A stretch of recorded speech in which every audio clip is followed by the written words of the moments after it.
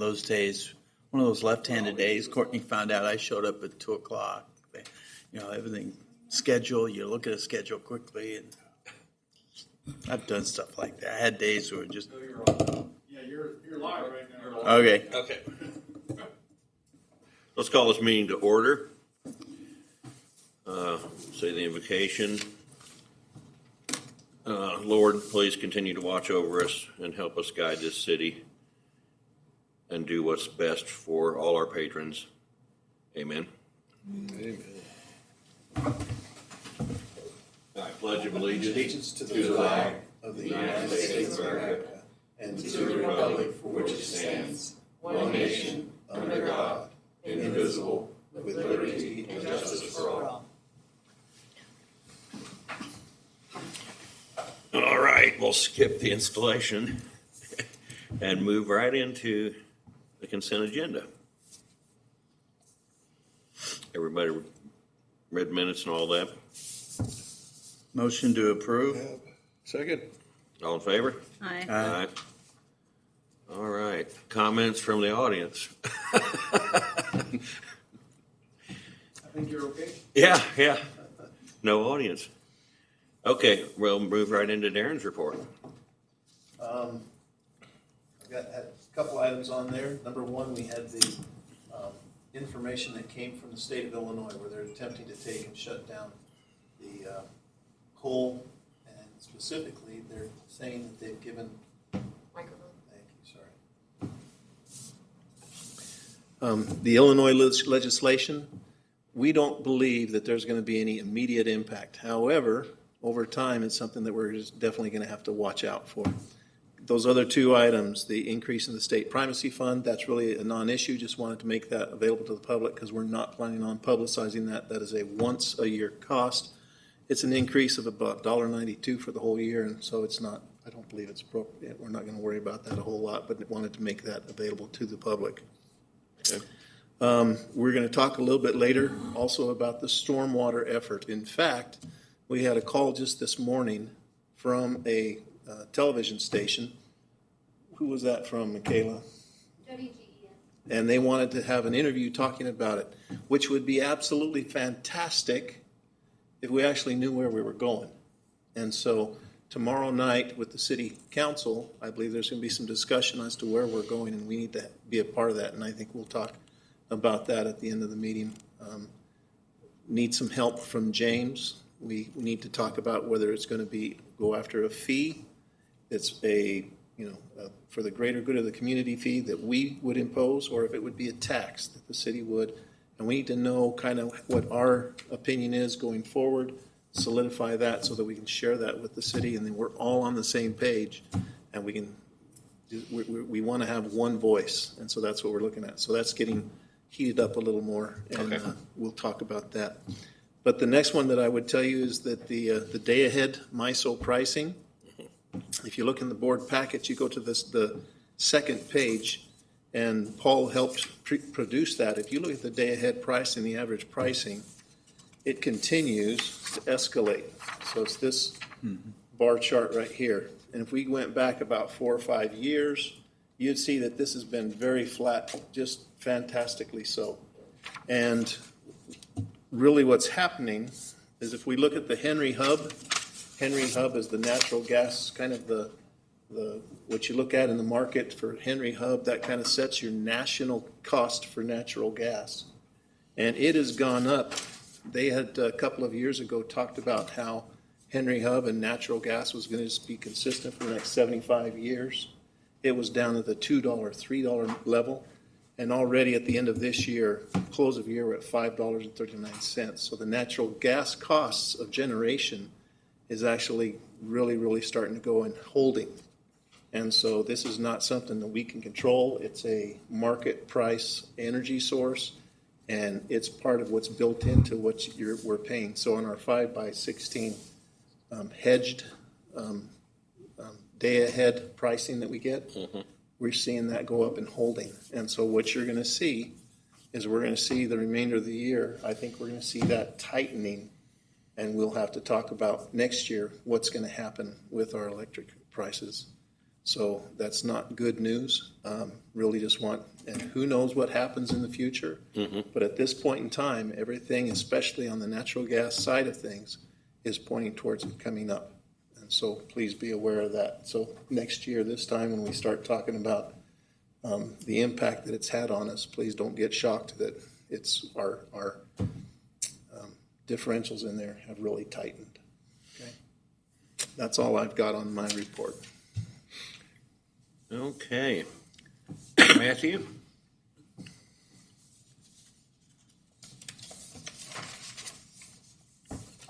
Good afternoon. Just give you an update on a few things. We're continuing to work in the Patchen Street area.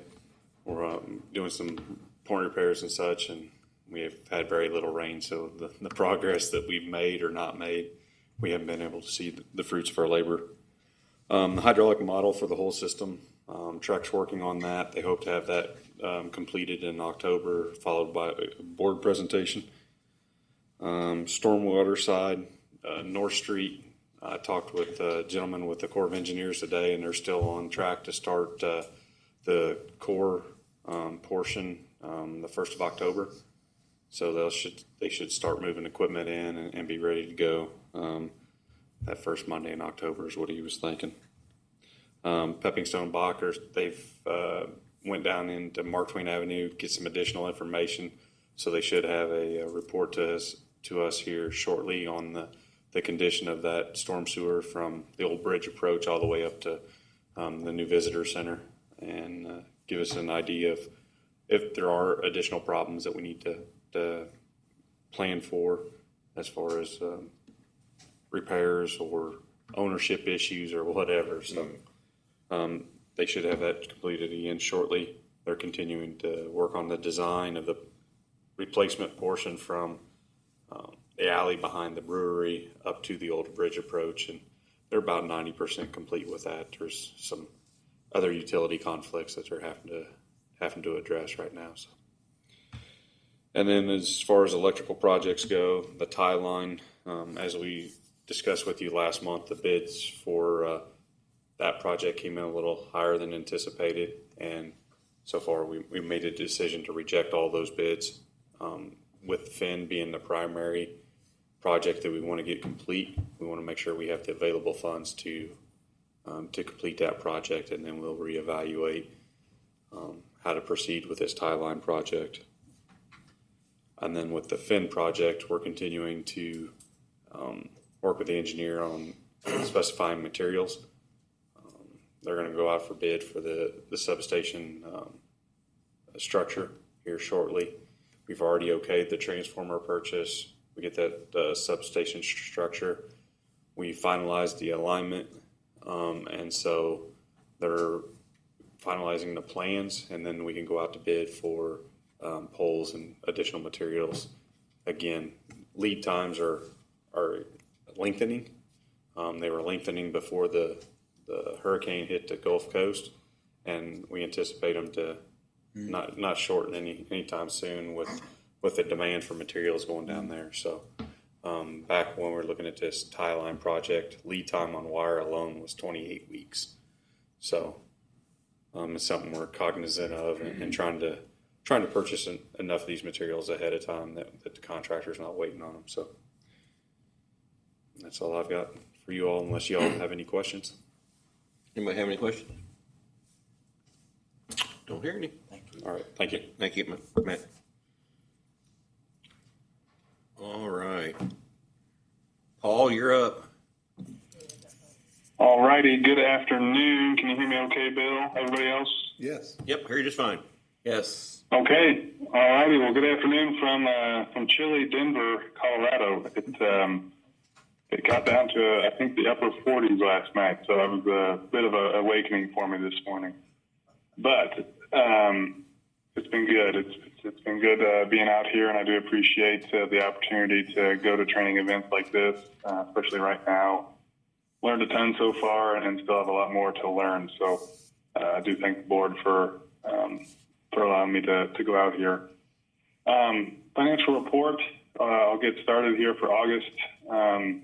Start with the balance sheet. Unrestricted cash did go up in August by about $234,000, which is pretty typical for a typical month, just due to it being profitable.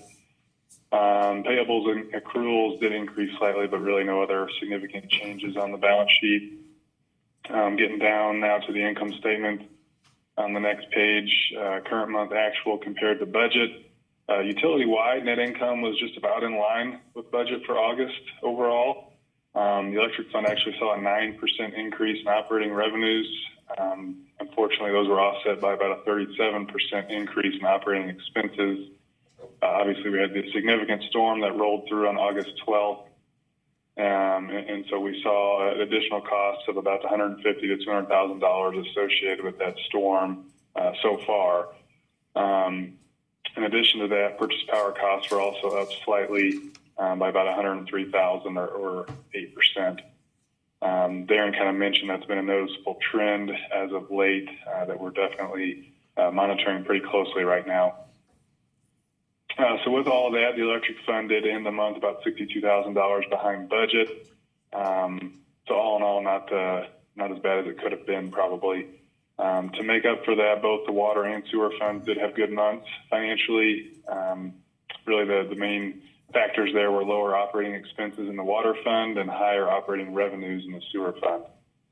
So that was a good sign. The next page now is the current month actual compared to the same month last year. Utility-wide net income was about $155,000 less than the same month a year ago. This is primarily, again, due to the electric fund and those higher costs with the storm. Kilowatt hour sales that we've kind of been monitoring were up by about 0.8%.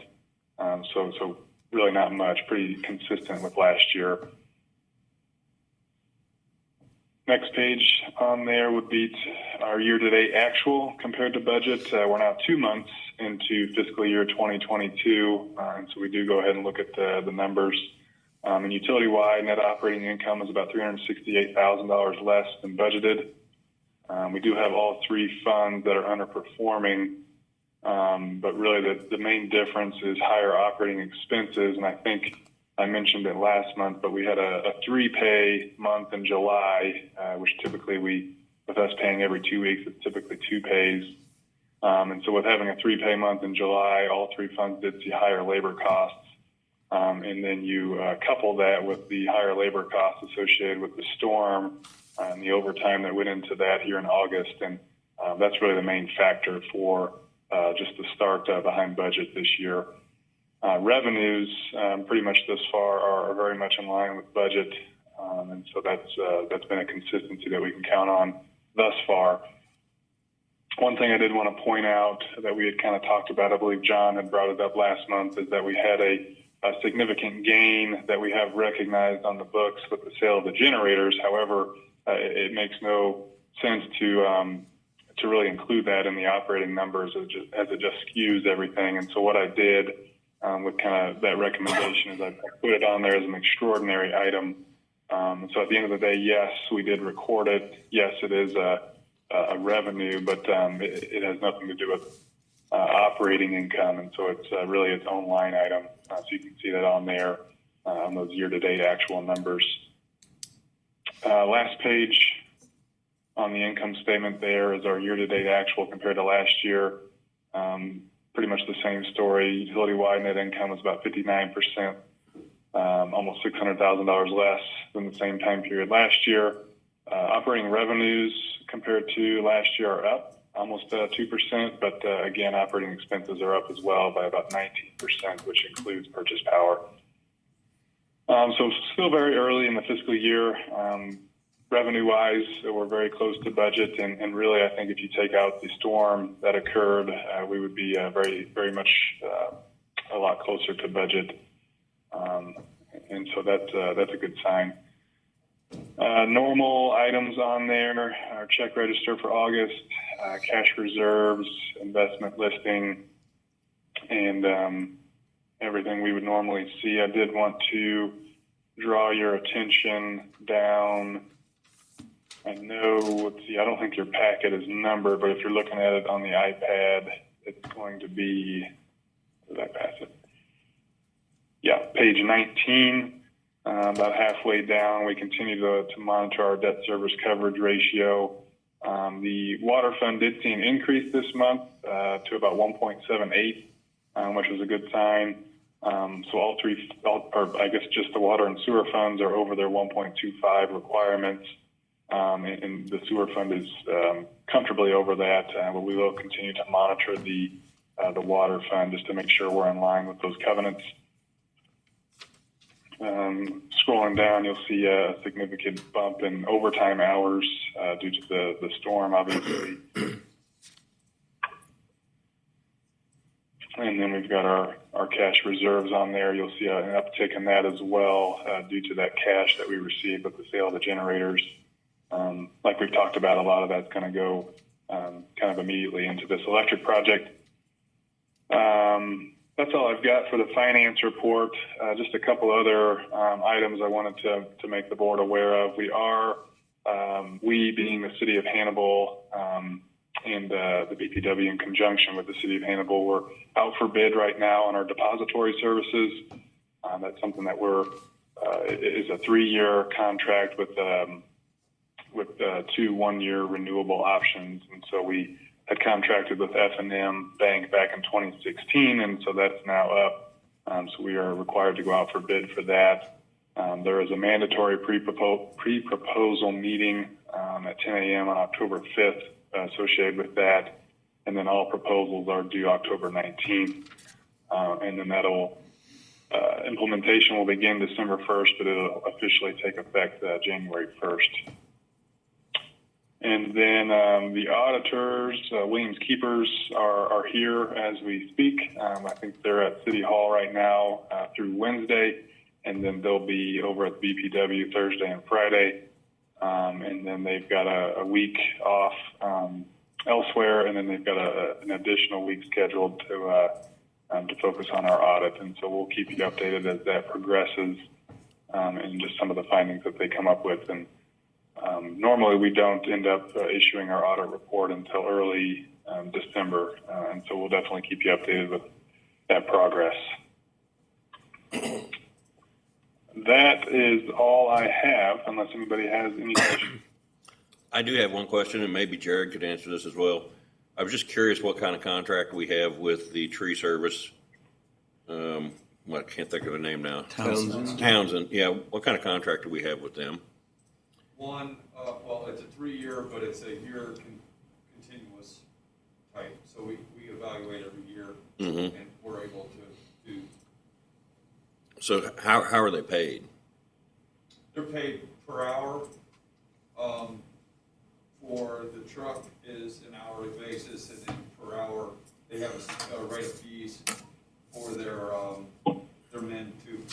Okay. Okay, well, we need to get together and talk about that later. Okay. Okay, that's all I needed. Thank you. I have a question. Hold on, Paul. Paul, I don't know if this is out of order or something that I should be more informed about, but when do we address the health insurance issue? In other words, renewals for health insurance for the staff. When does that come up? About a month ago. Last month. What we're working on right now is going to a brand new pharmacy provider. We're just now gone through a committee and selected a new pharmacy provider. So that's going to be happening this month.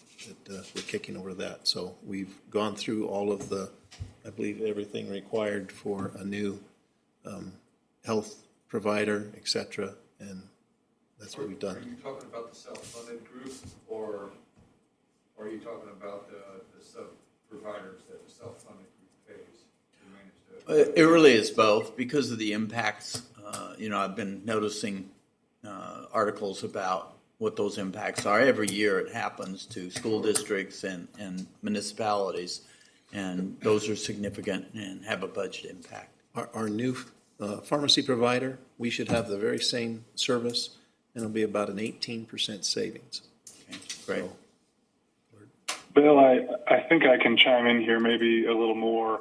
I talked to Beverly last week, and we are just last week we received those estimates, and they're not looking great. As you said, with the inflationary pressures just in the industry, they are proposing some increases in premiums potentially. That we have options there, obviously, with how we want to handle that. And so I do know Beverly is working with the city to kind of talk about what's feasible and what we need to do there. And as you know, we did have an increase in premiums this past year, and hadn't had one for years and years, from my understanding. And so that is something that we'll want to monitor, just with everything else that's been increasing.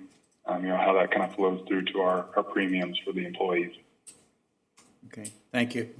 Hey, Paul, one quick thing. When we had the generators, I was understanding that there was some $600,000 a year that was dedicated toward maintenance of those things. Has there been any adjustment to the operational budget to not have to pay that anymore? Well, we had the debt payment on the lease that was associated with the generators, and the principal, and then interest on that was about $650,000. That is no longer due now that lease is paid off. And then operationally, what we had, I believe it was Altoffer that would come over and do some annual maintenance and checkups. I bet we spent about $80,000 to $120,000 a year for just some of those checkups and tune-ups and things. And so, right now that those are gone, we haven't specifically sat down and adjusted the budget. And really the reason for that is kind of twofold. One, we anticipated actually closing on our financing for this electrical project next month.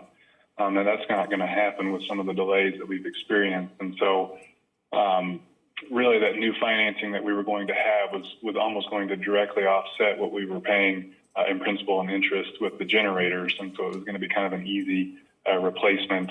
And then obviously with the operation and maintenance that was going to be needed along with that, it would have been a pretty easy replacement. But now that things are getting delayed here a little bit, we probably are going to have,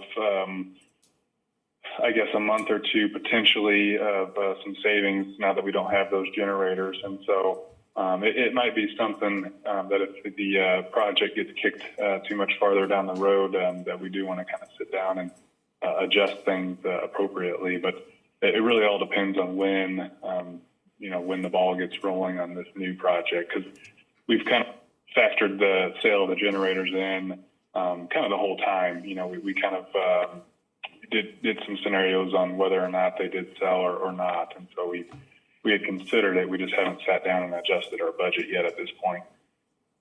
Makes sense. Any other questions for Paul? Sounds like that's it, Paul. All righty. Thank you. Yep, thank you. No, we're right back up. Under old business. You're up again, Paul. Okay. Yes, there we go. Okay, yep. So we approved the schedule of rates and fees, you'll recall, back in July, and that new schedule took effect August 3rd. And then towards the end of August, I did our annual rate class adjustment calculation, where we kind of look at our entire customer base and decide who needs to be bumped up from commercial to industrial and kind of vice versa. And in doing so, I did notice that there was a clerical error in our schedule of rates and fees that was approved, and obviously completely unintended. It was just a decimal point that got moved specifically on the rate schedule. And that basically happened in the conversion of the document to the new schedule of rates and fees. And so discussed it with James, got some legal advice from him on how to go about it. So what you've got before you there is the exact same schedule of rates and fees that you approved back in July, just with that corrected decimal point. And so that would be the only change that's on it. So really at this time, management is just requesting that the board adopt the corrected schedule of rates and fees as presented before you. Any questions, anybody? Somebody care to make a motion? So moved to adopt the revised rate schedule. For a second. To just fix the clerical error, second, yes. All in favor? Aye. Paul, you're good to go. All right. Thank you, everybody. Yep, thank you. All right. Darren, you're up with new business. Thank you. And it's going to be, again, I apologize, kind of short business. In your packet, there's about 3 items that I'd like you to pay attention to. Number one is page 48, I believe, in the packet, which is the current investment policy of the board. It's very simple. It says we invest in CDs, and that's kind of exactly what we do. And again, Paul does a great job of making that go. We have a consultant that helps us to kind of stay on top of it as well, Joy Howard, and it's working, doing exactly what it should. What I brought to the table was a proposed proposal, which kind of opened it up. And what I have is I brought from my experience in both of my previous employers is that it was an investment policy that allowed you to have an outside a broker who actually would manage it and make sure and kept it operating as it should. The policy as I presented, the proposed one, it showed several different options of buying, including in equities. It gave you the amount and percentages that you would keep it inside. We had very strict parameters on there. And what we were able to achieve in those other places was we would get about the 3.5% return on that investment. It was heavily invested with those that had dividends, and so it was a very conservative portfolio, and it would at least keep you above the inflationary rate of the nation. Now, keep going to the third item, which is on page 57, and that is the Missouri Public Fund Investment Guide, as given by the state treasurer, and that is a requirement of all the good laws of Missouri. And we are quite conservative, and especially when it comes to investments. And as we went through and looked at that compared to what my proposed budget was, it would have put me in a pretty bad spot because it would have been going against the state laws of the treasurer. And so I offer that to you and tell you it's very unfortunate because I believe as a fiduciary responsibility of this board to make sure that financial things are being done right. I believe it is still that proposed investment policy would do us great things, and not just us. Right now, our investments are bringing approximately 1.23% return, when our inflation is about 2.5%. So for every dollar that we're holding on to, we're losing every single year about over 1% of that value just because of inflation. So that would be something. So I'm not going to ask for any kind of motion whatsoever, but I would simply say that as a board and as an organization, maybe there's some others that we would talk to, and that maybe we start talking to state legislators, and that might be something that we could actually change and statewide to at least have that opportunity that we could, again, I think there's some safe, very reliable things that we could do, but we just can't do it at this time. And so there's another way that we need to approach this. And so it'd be the long game, but I think we're missing a great opportunity. And that's simply because of state law, Yes. the way the legislature has created it. Yep. When I spent a little, as I read through that, I thought, gee, I need a degree in finance to understand, because there are about half a dozen terms in there that I'm trying to figure out what that means, where it's going. But I understand what they've done.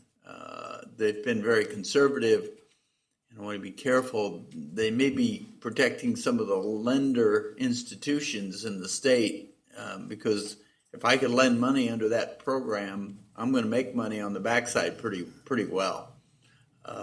So, yes, since we can't change that today, but I would be interested, long game, over the next 6 months or so, to have with Paul and you and others, a potential broker, to see what directions we could go with that. There's a lot of homework there, and it's unfortunate that we're in that box. Yep, I think there's a lot to do with like the MPUA and some of those. I'm anxious to meet some of them face to face and just see what their thoughts are.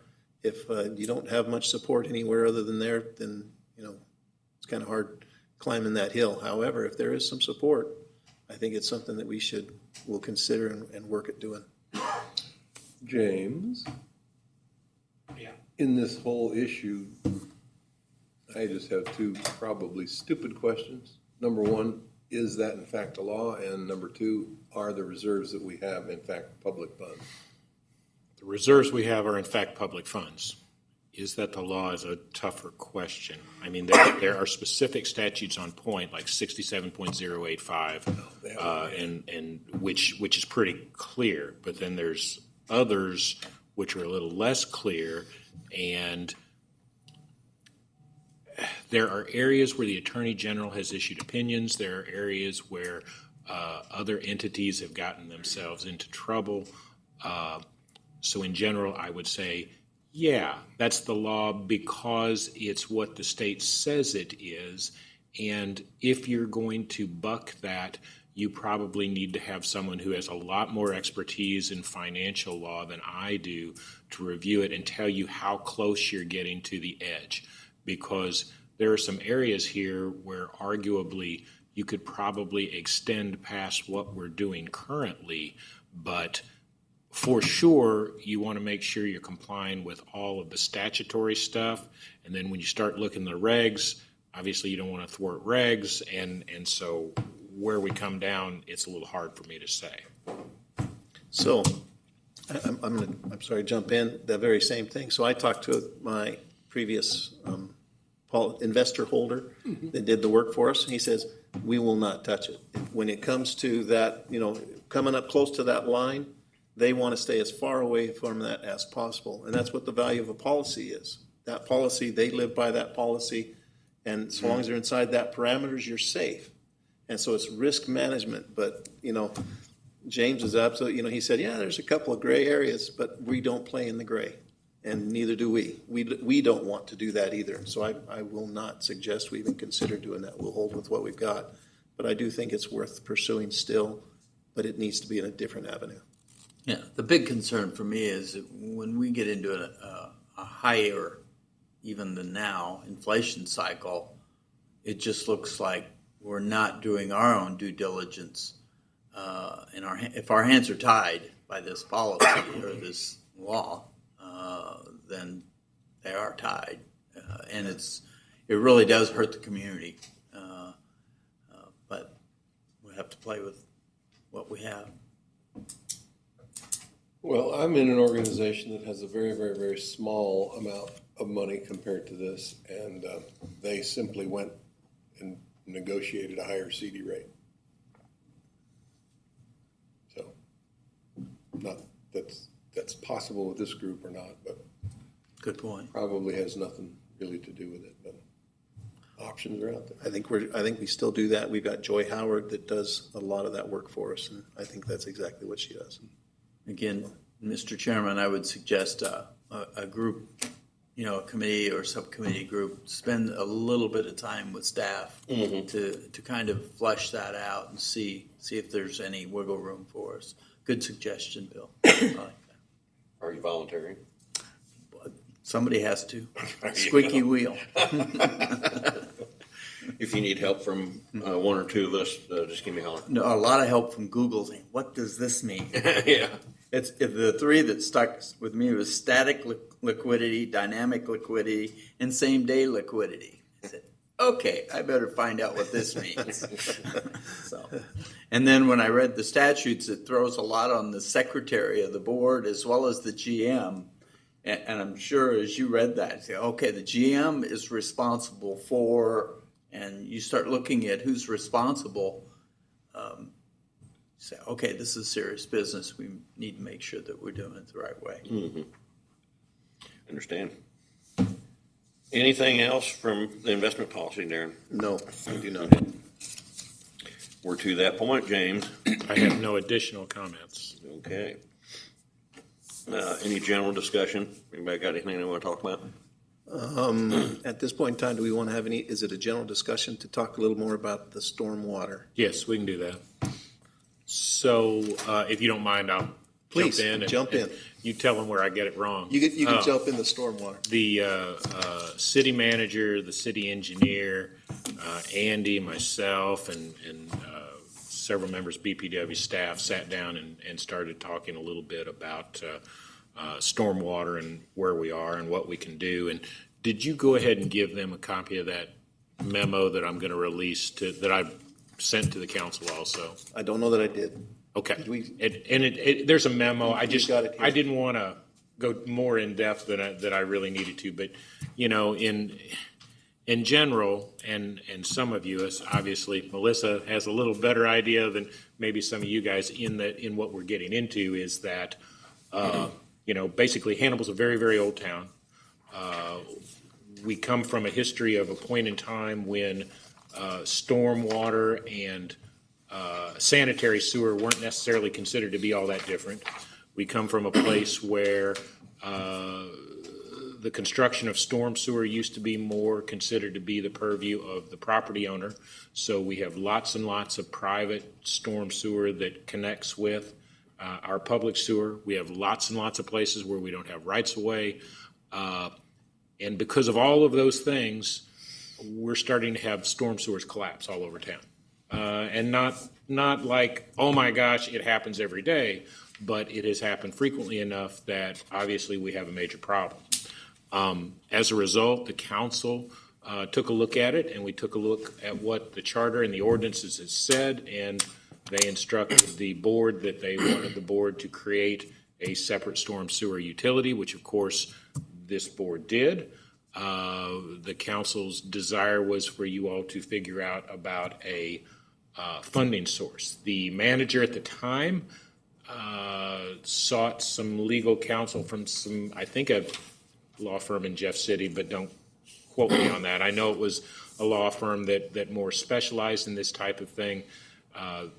Their recommendation was to take it to the voters to promulgate a rate, and the voters did not approve that. So that's basically where we are now. Our discussion that we had the other day was, what do we do next? How do we handle this? Question number one would be, why don't we just do it like everybody else we do with every other utility, have public meetings, promulgate a rate, and figure out what's going on? And the reason for that is there is a recent, in that it's in the last 15 years, Missouri Supreme Court case that is pretty much on point with that, because when you're going to figure out what a storm sewer rate is, the most logical thing when you're talking to engineers, and you're talking to people that deal with utilities, et cetera, is to look at impervious surface. And to utilize impervious surface is the way to figure out what that rate's going to be. The problem with that is when you take a look at that, how do you translate impervious surface into knowing exactly how much water each property put into the system? If you can't measure exactly how much water each property put into the system, the Supreme Court says, then that's not really a rate. What that is a tax. And you're taxing people based on their impervious surface. You're not charging them a rate. Therefore, you can't do it that way. Therefore, it has to be taken to a vote of the people. So you either have to figure out a way to calculate how much water a particular property is dumping into the storm sewer, or you have to take it to a vote of the people. We talked about it a little bit at the meeting, and I've done some research, and I can't find that any municipality has figured out a way to do that and accurately calculate it and promulgate a rate. Now, if we could figure something out, maybe we could do it that way, but it's looking to me like that's fairly unlikely. So that leaves us with option number two. Option number two is going to be, do we take that to a vote of the people again? And do we do that where, do we try to use impervious surface? Do we do a flat fee, et cetera, and that's all under discussion. There's some concern that, impervious surface is prohibited. I don't think it is, so long as you take it to a vote of the people. But it would still have to be voted by the people. But then you also come into an issue of, is there a sunshine date on that, or a sunset date, pardon me, on that rate? Do you try to do that forever? Do you do that where after a certain period of time it would end, et cetera, et cetera? Your third way that you could deal with it would be ask the council whether they have an interest in backing up of what they have done and not trying to set stormwater as its own separate utility, but instead have the city be responsible for that. The attractiveness for that is that it's going to be paid out of the general fund. The unattractive function of that is that you would need some type of a tax, like a capital improvement tax, to be able to pay for that. But those are capital improvements if that is something that the city is willing to take on and does take on. The concern is that there's a statute that limits how much you can do as far as a tax for parks versus parks along with storm sewer. And there's an argument that we would probably have to go in excess of that if we were going to do it that way. So in some ways, it makes maybe more sense to consider these capital improvements, allow the board who has the expertise to be paid by the city to make the repairs. Obviously, there would be times when, if it's a major thing, we're going to have to hire outside contractors, et cetera, et cetera. These are all things I'm going to be presenting to the council tomorrow. It's all things that, quite frankly, I would suggest probably the council needs to consider and give us direction as to what they prefer before, this board really puts a lot of work into it. I think the council's pleasure is probably what's best, because the main thing we always need to remember is that the utility belongs to the city and the board maintains the city's utility for them. So until such time as they give us direction as to what they're going to do with the utility, I'd suggest probably you might want to think about holding up and going from there. Okay. Any further questions about that? Nice and clear. I appreciate this options 1, 2, and 3. At least it gives the city council a clear step-by-step options that they have, and we do too. Nobody wants to pay the new taxes, but everybody wants to flush the toilet. So it has to. Well, and the thing that I have a concern about is what I don't want is with MS4 compliance and various other mandates that are basically coming down from both the EPA and DNR. Stormwater is a major focus. You currently have an administration in place in Washington, D.C., and I'm not trying to get political. I'm just trying to give you a fair analysis of it. But they're going to be very focused on pushing the agenda that the EPA has. DNR generally takes their marching orders from the EPA. I'm sure they wouldn't want me to say it, but they do. So as a result, I think it's very, very likely that you have a concern that things will come down from on high, these unfunded mandates. And if the city has not been proactive, and that means all of us, if we haven't figured out a way to deal with these things, what can happen is they will sue us. And if in particular, a federal judge is quite prone to say, I don't care where you get the money, these are the things you will accomplish in the next 5 years, and if you don't, I'll start fining you $10,000 a day. And that's the kind of thing they do, and obviously, we don't want to get in a position where it's even in consideration. So while it's not an emergency, when you look at things like what happened on North Street, when you look at things where we've got steel plates on streets to keep kids from falling into storm sewers, these are issues that we need to deal with. Deferred maintenance is what it is. Well, some of it's deferred maintenance, but remember, again, we've got storm sewers out there in place that aren't ours. And everybody thinks, well, if it's under the ground, it's the city's problem and it's the city's fault. We had an exact situation with that in Mark Twain Avenue. And I can tell you, I've looked at that storm sewer. I didn't go down in it.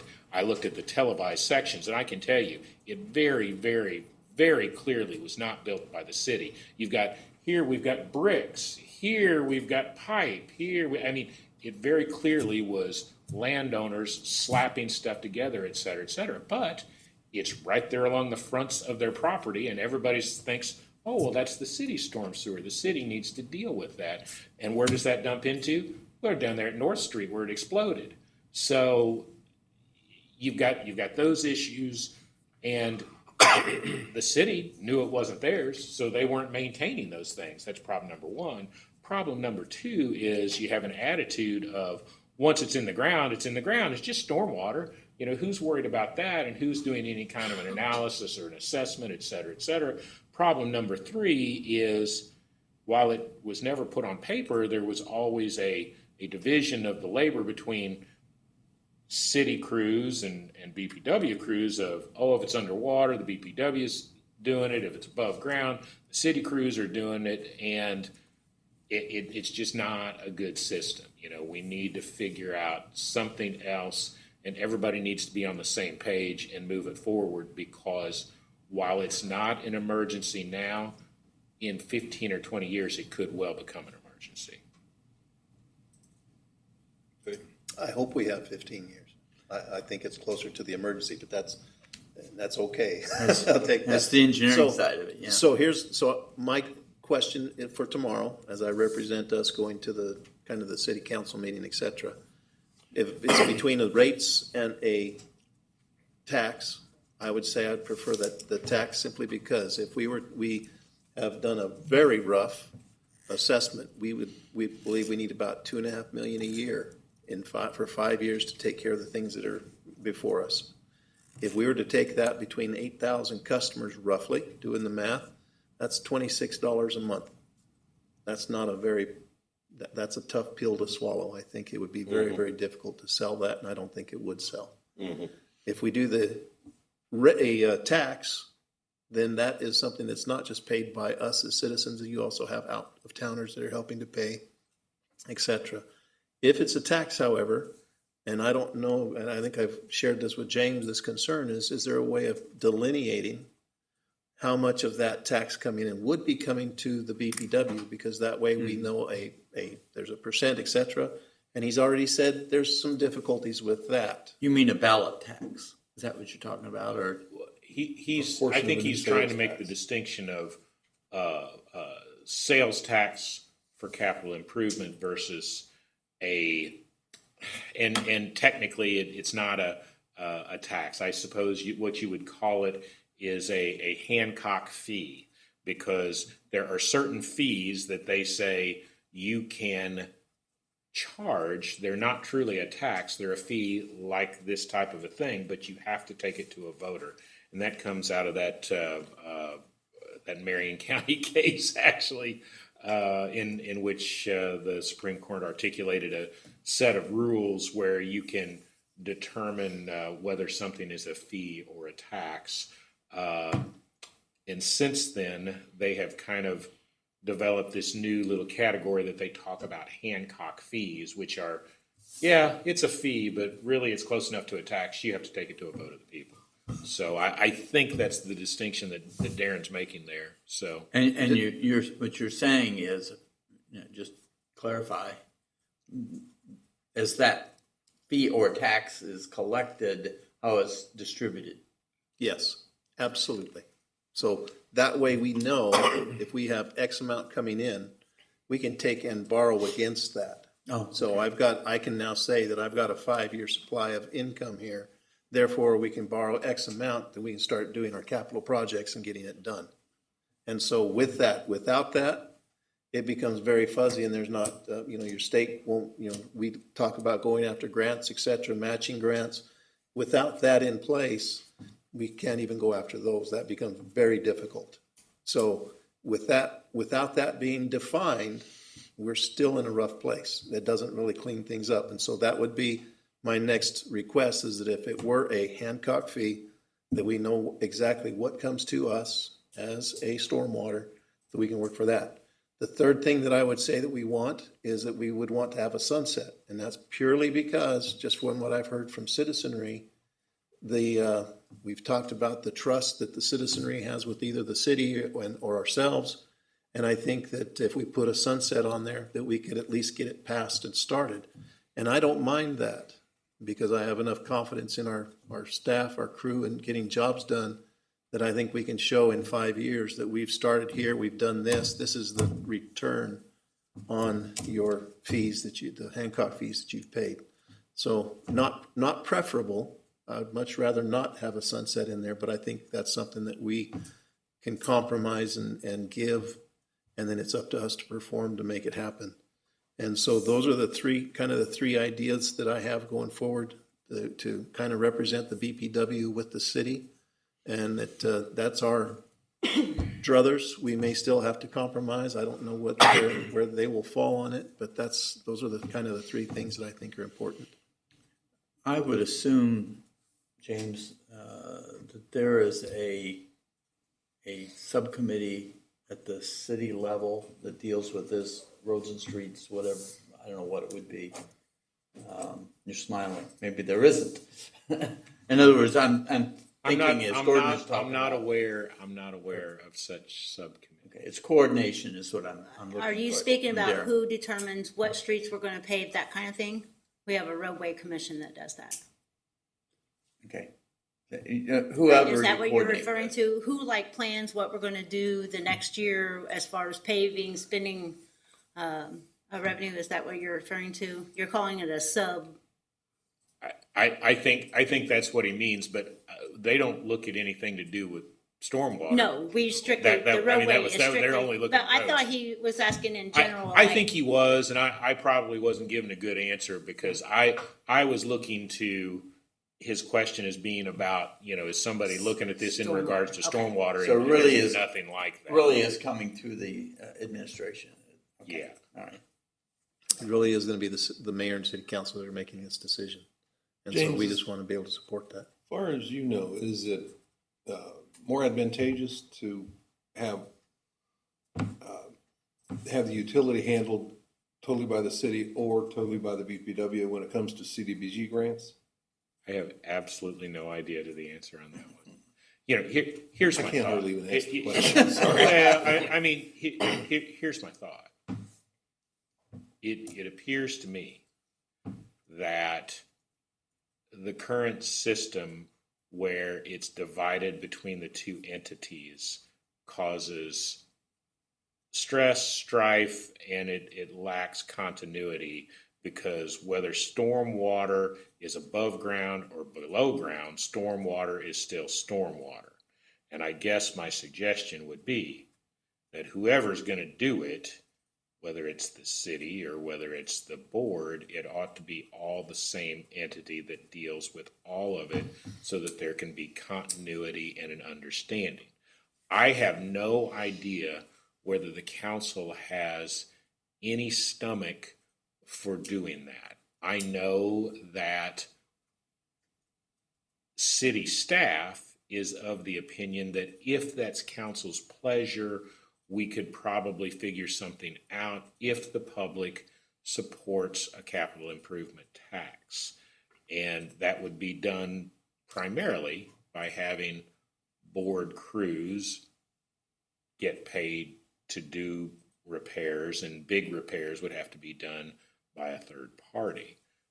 If the city were to do that, the city would then be in charge of the capital improvement tax, and they would make decisions, and they would make the decisions in regard to what got fixed and what didn't. If they felt it needed to be spent on a sidewalk because we had an ADA complaint filed or something like that, they could make that determination. If they felt like it was a bigger priority, we've got DNR in here about a particular storm sewer, and we've got DNR on us about storm sewers down in Main Street, but it would allow the city to prioritize and make those decisions, and it would prevent you all from having that responsibility of people yelling at the board about why isn't this one being done, why isn't that one being done, and it would unify the decision-making process in regard to what happens. I'm not saying that's the way it needs to be done. I'm just saying it needs to, all of the stormwater ought to be all in one entity, not trying to divide it up between the two. Okay. So, I'm sorry, go ahead. Just a quick question, Matt could probably answer this. Are there significant numbers of combination sewers, combined sewers? Do you know? Okay, The city went through a big thing in the 70s to separate. okay. And as far as we know, if there's the separations there, I'm not saying there ain't one and twos out there somewhere. Okay. So, I like, on one hand, so I've operated, there's two answers. Number one, I've operated where the street department was responsible for streets, for the road, the crown of the road to gutter, and that is from curb to all that. That is all part of the mathematics, the equation of getting the volumes of stormwater. That's part of that system, which fell on the city. As soon as it hit the grates and into the storm drains itself, that became mine. And it worked. I mean, that was a pretty good delineation. So that works. But I also like the idea that if they say, all right, you guys need to fix this, we fix it and then send them the bill, we would be acting as that contractor. Therefore, that funding source becomes their responsibility. And I can see that that would work as well. So both of those, But again, remember, we're speculating at this point. Yes, we because are. while I have sent that memo to the council for their consideration, none of them have talked to me at this point about it. I anticipate there'll be discussion tomorrow evening. Okay. And I don't know if there's any unity of opinion in regards to what needs to be done. It's just one of those things where we have to have a discussion about it, and we have to figure out what route we're going to try to take. And then we need to talk to the public and make sure the public really understands where the city is and that they're getting a benefit. I feel quite confident that the voters in Hannibal will vote to support something if they believe that what they are getting truly has value and what they are getting is truly something that's important for safety. Clean water. And what's that? Clean water. Clean water. And that's a perfect example. When the public saw that what they were going to be getting and they felt that our changes and our improvements to our water plant were worth that increase, they supported it, and a majority of the people supported it. And that's why I say it's our job to try to make sure the public really understands what the problems are under the ground, how it truly is a safety issue for cars driving down the road, for kids walking in yards or on the street, et cetera, et cetera. And I genuinely believe that our voters are not going to be like, no, I'm not going to pay blah, blah, blah, if they truly understand that it's something that's going to protect themselves and their children and their grandchildren. I believe they'll support it. So we just have to make sure people understand what our situation really is. okay, very good. So that's the discussion tomorrow we're gonna have. One other thing, James, just this is Paul. I don't mean to drag this out too long, but I just wanted to point out one more thing that I think included in the discussion tomorrow and ongoing is just the American Rescue Funds. Stormwater is a specific designation that those funds can be used towards, and I'm not saying that the majority of those funds need to necessarily go there, but I just know that it's a unique opportunity that isn't going to last. Kind of the consensus is that this funding that keeps coming from the government is going to dry up here pretty soon, and so I just think it's something that needs to be part of that discussion in determining where those funds are going to go. And that's a point well taken, and I appreciate your point on that because that is an excellent idea. final thing is there's some homes that are being taken down, they've been abandoned, et cetera, and we're going to watch, and if there's any of them that are over some of our significant drainage, stormwater, we should consider very strongly purchasing those ourselves and then put an easement, whatever, over the top of it so we don't ever build on it again. So that's just something that I've asked them to let us know if that happens. And it's a fairly inexpensive fix for that if they happen to show up the right house over the right storm drain. Okay. Anything else, anybody? I do not. Okay. You're up, Bill. Can I Go ahead. beat this dead horse a little more? Yep. We have a city engineer, Yes. did not. Yes, Mr. Bross. Mr. Gross, acting city engineer. Yes. And whenever you want to do something, construction-wise, reconstruction-wise, you need to go to him and have your property engineered for how much impervious you're allowed to put on there. Right. So he should probably be key in, future developments. And I don't have a clue as to what the policies are. I just know that they're there and he has to get involved. And for you to do whatever you want to do, you hire an engineer to do the runoff survey and it has Correct. to meet certain things. Correct. So is he the city engineer or the BPW engineer? Consultant. He is I mean, the acting city engineer. He works under the supervision of the public works director when he works in his capacity as city engineer. He provides those services on a contract basis. He's not set as city engineer. He would not be designated as a board of public works engineer. So I'm not sure if that answers your question. Yeah, it does, definitely. Okay. But you could hire him and put him under contract. Yes. Using all you would like. Right, Yes. but I don't know any of the regulations that he is forcing people to follow for runoff, they impervious do- detention ponds, stuff like that. And without getting too far into the weeds, they do calculations based on impervious surfaces, and then based upon those calculations, they determine what types of structures, what type of stormwater control structures they have to build, whether they have to build detention ponds, whether they have to do something that connects to the main storm sewer, what type of inlets they have to do, how big the sewers have to be. He does those calculations, or actually, they make their engineers do those calculations, and he reviews those calculations. But yes, he does all of those things for the city. The issue is that our problem really, really isn't the new stuff. It's all the old stuff. It's the old stuff, and it's the stuff, the city of Hannibal's over 100 years old, and there are storm water structures that are that old. Oh, yeah. And that's a bad deal when it's been sitting under the ground for all this time and no one has analyzed and no one has looked at it and no one knows what's there. Some of it is probably still very serviceable, but we quite frankly just don't know.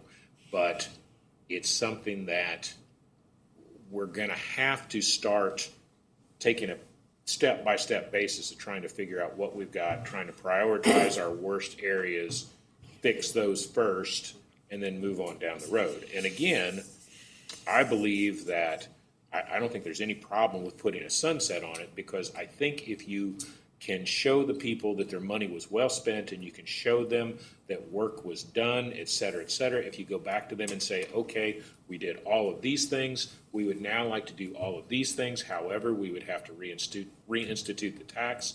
I think the voters will support that also, so long as they have confidence and a belief that that money will be well spent and that they are getting a benefit for it. So, I agree. On the impervious calculation, and put a fee in there, the landowners at this minute are static. sure. Next week, this guy sells his land. Who's going to be the cops to keep track of, okay, now you are taking over this much impervious fee and you're going to do something with it and you have to get it engineered and there's not enough room to do what you want to do. And I don't know, a number of years ago, I heard that the BPW was given the task of the stormwater utility. And it was a presentation given by a number of people. I think, Matt, you're there. And I didn't know why it was the BPW's situation, because I thought it would be more of a street department thing, because streets generate 90% of the actual flow.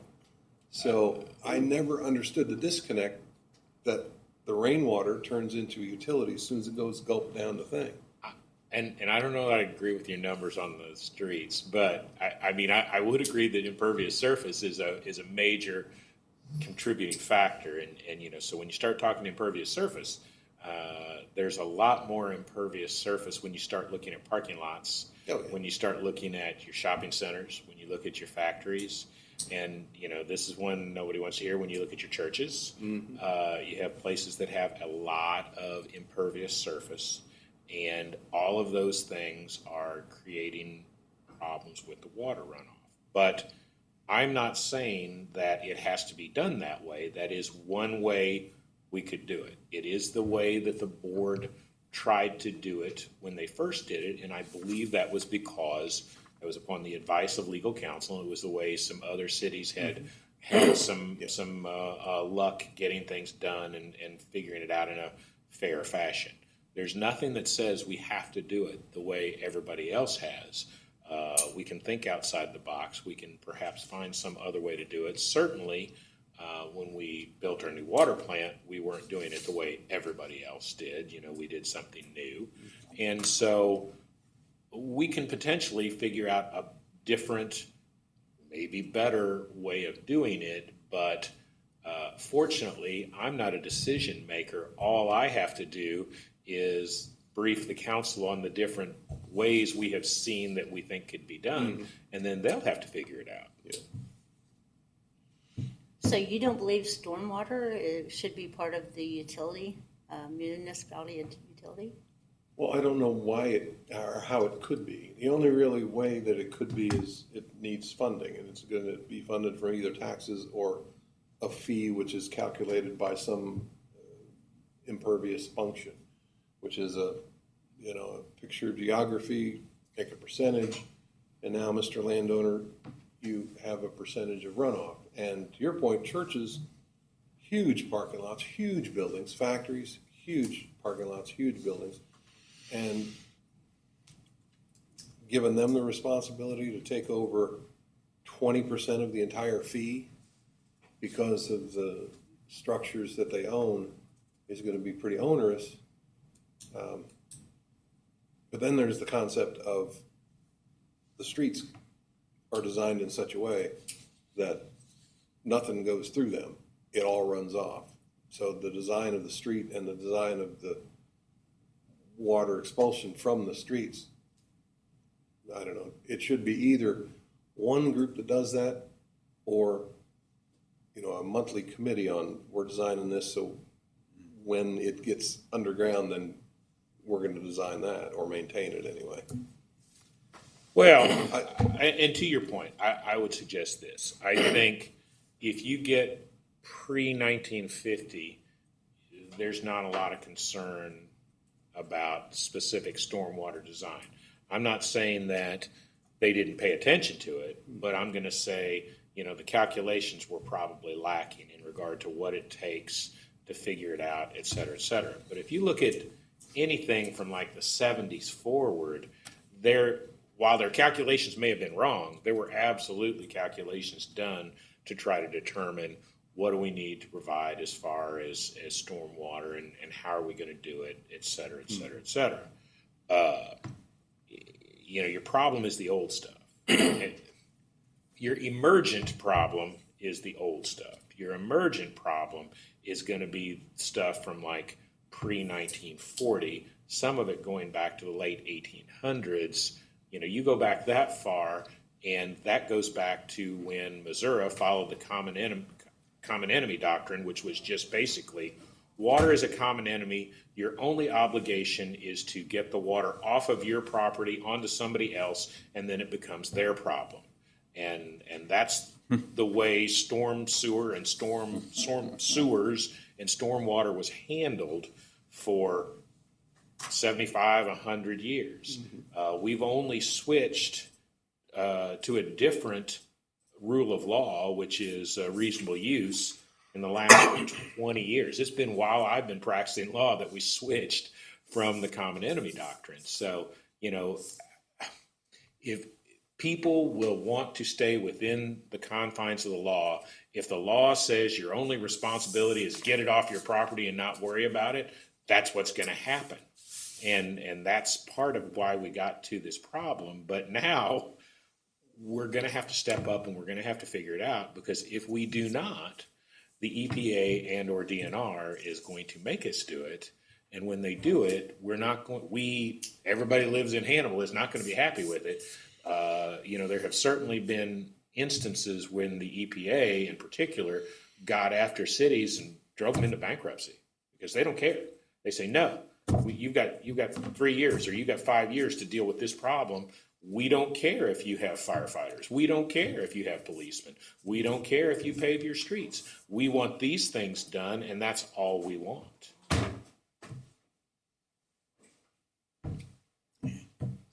So again, I kind of come back to, at least we got to get some sort of funding. We've got these other things to really figure out, but I kind of want to get the nose and camel under the tent, and then we can go from there. Is that the wrong way to say it? I always say the beautiful thing about Hannibal is it's 200 years old. The bad thing about Hannibal is it's 200 years old. And the rain keeps falling. At least for a while. Any more discussion on that? There's no motion. I will take and represent our discussion here tomorrow night. Okay. Closed session? Mm-hmm. Motion to go into a closed session pursuant to section 610.0212 of the Missouri Sunshine Law. The meeting shall convene in closed session to discuss real estate. Included will be Darren Gordon, Matt Munslinger, Jared Stewart, Paul Trail, James Lemon, and Courtney Harris. And board members. Second the motion. All in favor? Aye. All right. Thank you, everybody.